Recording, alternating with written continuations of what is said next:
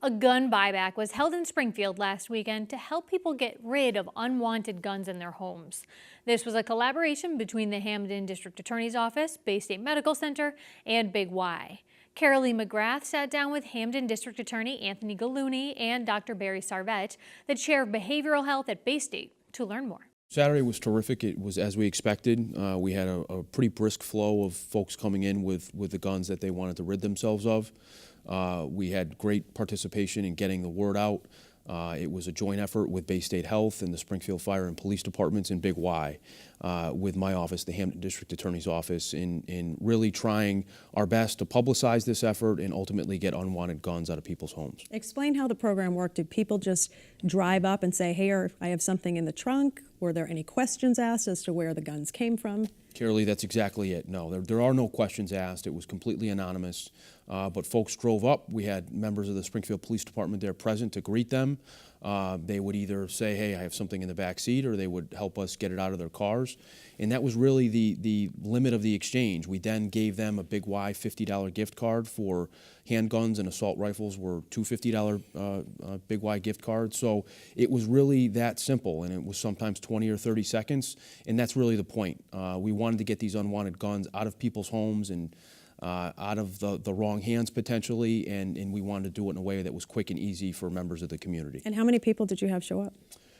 Well, we had, I think it was about 70 guns taken, so it was probably roughly 50 or 60 people throughout the course of the morning, and it was just 2 hours. So like I said, it was a pretty steady flow of people coming up, and certainly worth our time, and we were happy to provide that service. And so once you have those guns in your possession, then what happens to them? So the Springfield Police Department takes them, records serial numbers, but really beyond that, they were given over to a company with whom we have a contract that takes those guns, dismantles them, and then just essentially destroys them. So the point is really not investigating, pardon me, it's really just to get them out of people's homes who don't want them there. Okay, so this is a partnership between your office and Baystate. Speak a little bit about the safety component of these types of programs.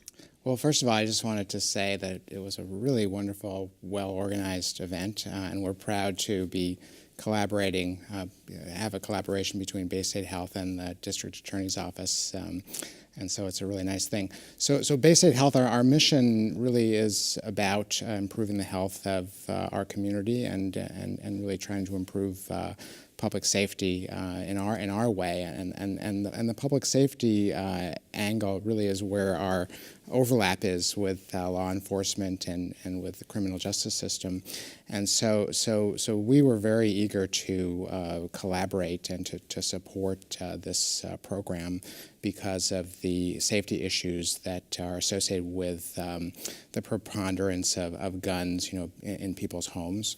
Especially from the standpoint of community violence, accidents that occur, especially involving children, and the whole issue of suicide. And suicide is one of the leading causes of death in the United States and in our community for people who are in the prime of their lives, and reducing the number of guns that are in circulation in the community has a direct impact of reducing the rate of suicide. So let's talk a little bit about the numbers too, because the CDC had come out with numbers that gun deaths are way up, 40,000 in 2017, but more than half of them were suicides. Exactly. And if you can speak a little bit about those numbers, take a deeper dive into those numbers for people.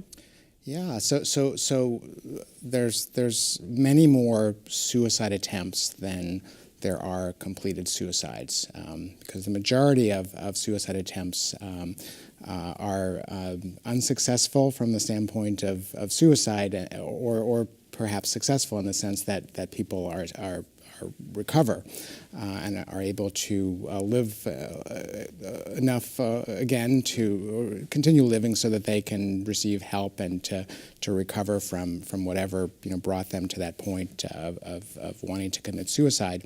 But of all the different methods of suicide, using a gun is the most instantaneously lethal method, and many people, when they reach a point in their life where they decide to act upon suicidal thoughts, they change their minds in the course of this process. And I personally have spoken with many patients who have survived suicide attempts, and a very common theme is that they become aware of their will to live as they're feeling the effect of their suicide attempt, whether it's bleeding or becoming sick after an overdose.